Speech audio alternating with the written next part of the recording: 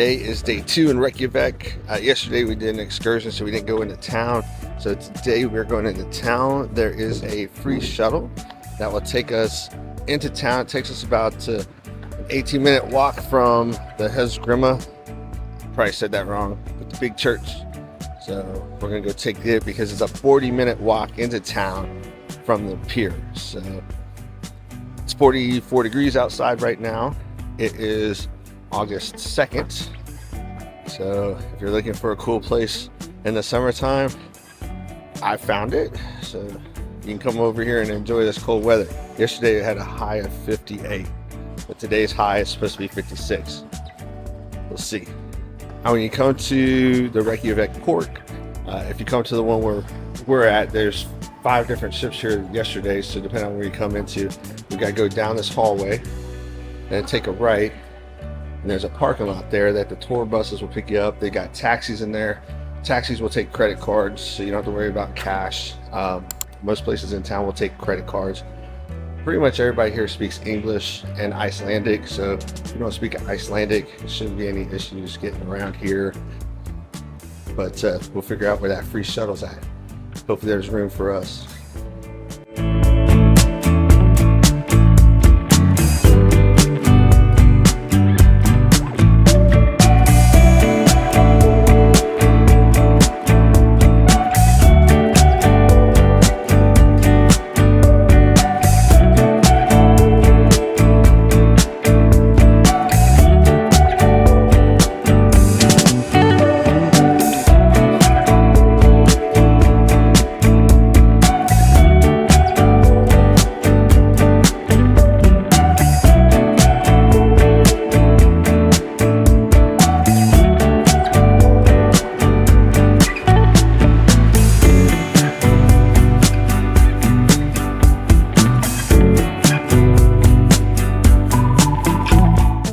Those buses are where you'll pick up your buses for your excursions. There's about 10 spots for them. So there's some other excursion going on the other side, but they're like waiting for their bus outside. So I don't know what's going on with that one. But it's pretty cool. Nice little setup. Really easy port to get in and out of.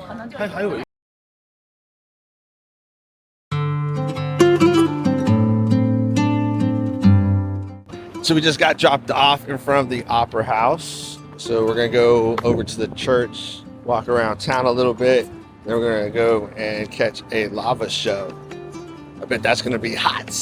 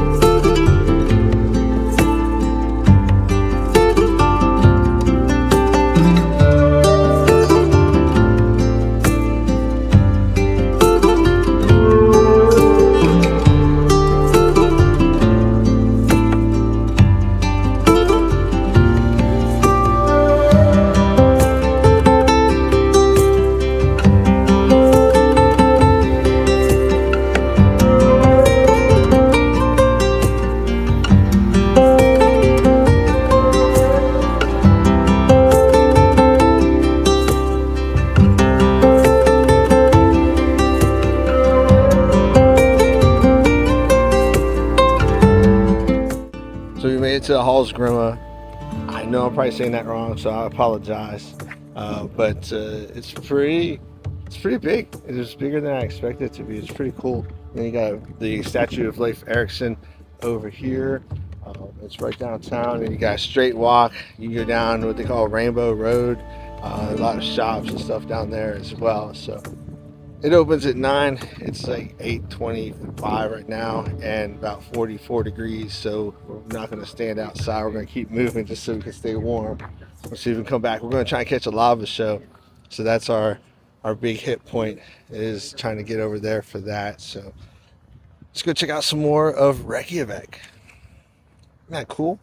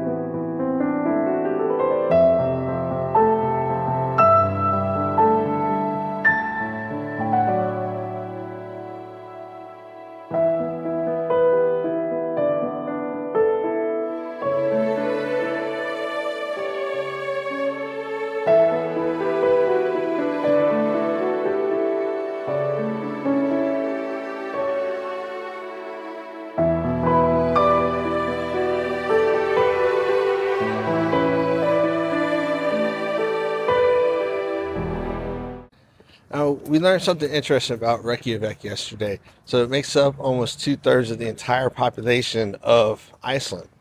So that was pretty interesting. There's less than 1 million people in Iceland.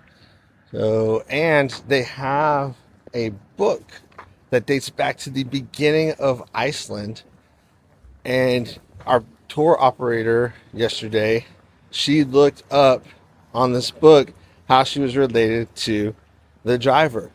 So if you're Icelandic, you can trace your history back. So she was the 8th generation from him, and she was he was 7th generation from her. She was 8 from him. So they're like distant cousins. But I thought that was pretty cool that they have a whole book of everybody from Iceland that goes back to whenever. So their ancestors that they're related to date back to what, 1647 or something like that. It was insane. So pretty cool. So the other things that we learned about Iceland was that they were kind of controlled by Denmark, and they fought for their independence through words because they have no army. There's no military in Iceland. Denmark provided and still provides their coverage, but they signed a 25-year agreement so that in the end of 25 years they would become their own country. Well, that put it in 1943. Well, during 1943, the war was going on, and in 1941, I believe it was 41, the British wanted the island for passage for cargo ships coming from the States to Great Britain.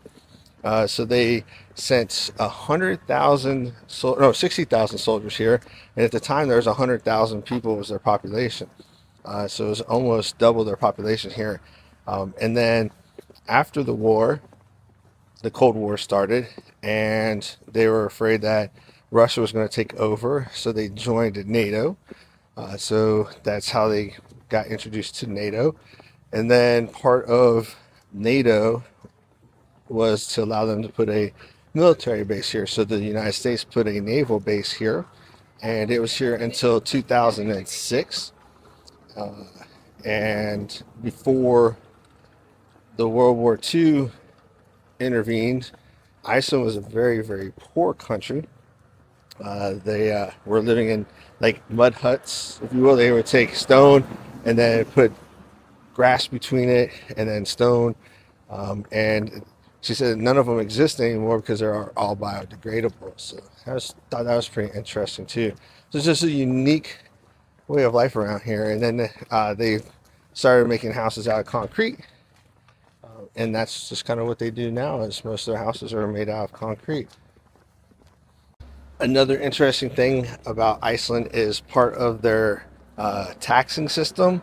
Part of that money goes into a natural disaster assistance fund, and there's a town near the airport that had 5,000 residents that was evacuated because of the volcanic activity, and some of those people took the money, and so they would just leave because they don't know when they're going to be able to go back to their homes, and it was to get them started on a new home and whatnot from having to be evacuated due to natural disasters. I thought that was pretty cool too.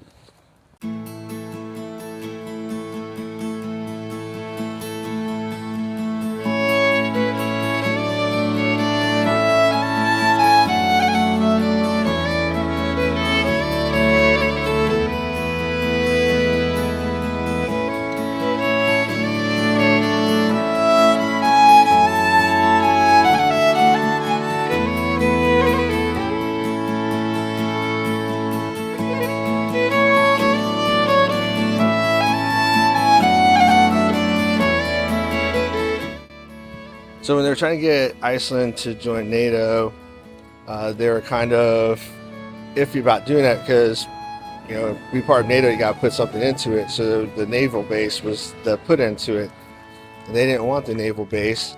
So they were like, hey, how about we give you part of the money from the Marshall Plan? Marshall Plan money was to be given to countries that had a lot of disaster from bombings and things like that. Iceland didn't have that. So Iceland took the bribe, and they bought some fishing boats and a few other things around the country, like a geothermal plant and stuff like that. And they started fishing. Well, they fished out 25 miles. Then they ended up having no fish because they overfished. So then they pushed out to 50 miles. Then they pushed out more. And eventually they were getting into arguments with the British, because the British were in the waters that they were trying to fish in, and it led to what they called the Cod Wars. And the Icelanders they have a coast guard that had 2 ships at the time. Now they have 3, but they attached these big knives to the front so they could cut the fishermen's nets from the British. So the British got mad. So the British sent the Royal Navy out. So the Royal Navy would start bumping the ships and causing damage, but it didn't sink the ships or stuff like that. So then the Icelanders were like, hey, if you still want this, because this was what, the 70s? Yeah, they asked the U.S., they're like, hey, look, so here's the deal. If you still want your base in here, you got to tell the Brits to back off and let us have our fishing waters. So the U.S. talked to the Brits, and the Brits backed off, and that's how the Cod Wars ended.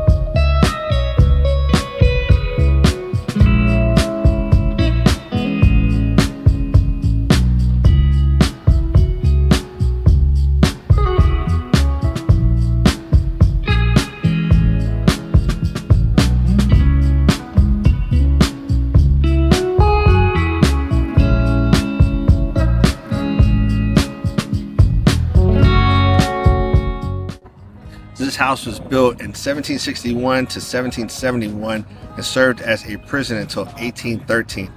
Then the royal residence and governor's residence until 1904. and then it was the seat of the government offices since 1904 and the office of the President of Iceland from 1973 to 1996.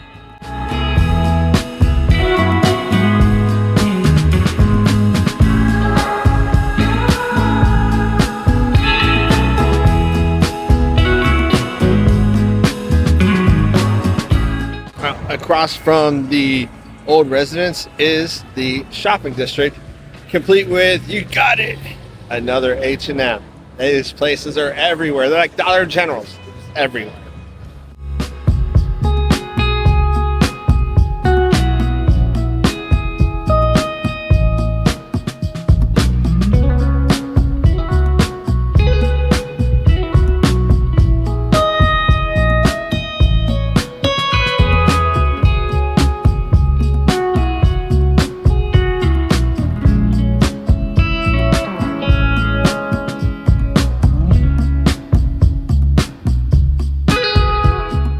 It looks like most places open up about 10 or 11.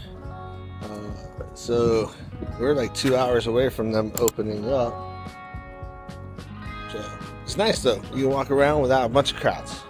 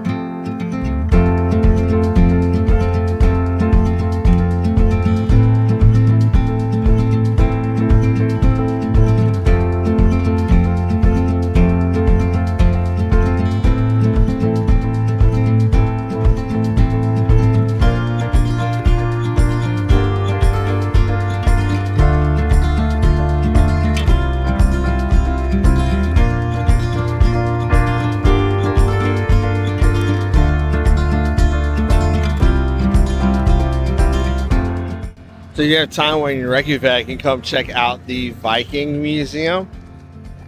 Unfortunately, we don't have the time to go into it, but I'm sure that would be pretty cool. Maybe if we come back again, we'll put that on our to-do list. So if you like Wales, about a quarter of a mile from the Viking Museum is Wales of Iceland. They're open from 10 to 5. And just so you know, Iceland uses the 24-hour time. So it says 1700, so that's 5. If you don't know military time, if it's above 12, just subtract 12, and that's what time it is in like US terms.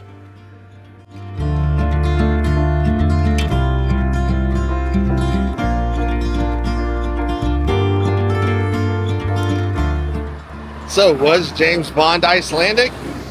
Who knows?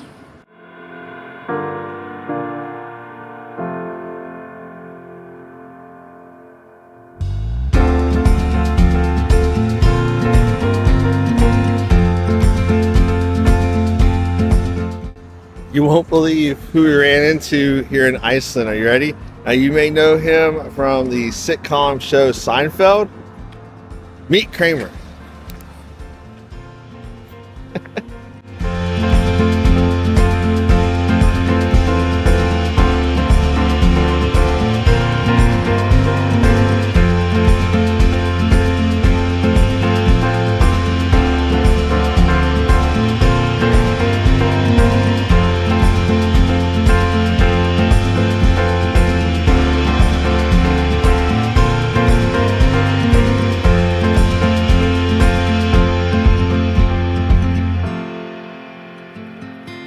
Well, we have made it back to our pickup point. So our drop-off pickup point is actually point number 5 of the hop-on, hop-off. So if you come to Reykjavik and you get the hop-on, hop-off, if you take the cruise ship, terminal, shuttle, It'll drop you off right where you need to go to get on the hop on, hop off, which I think is pretty convenient. If you have any questions about Reykjavik, let me know.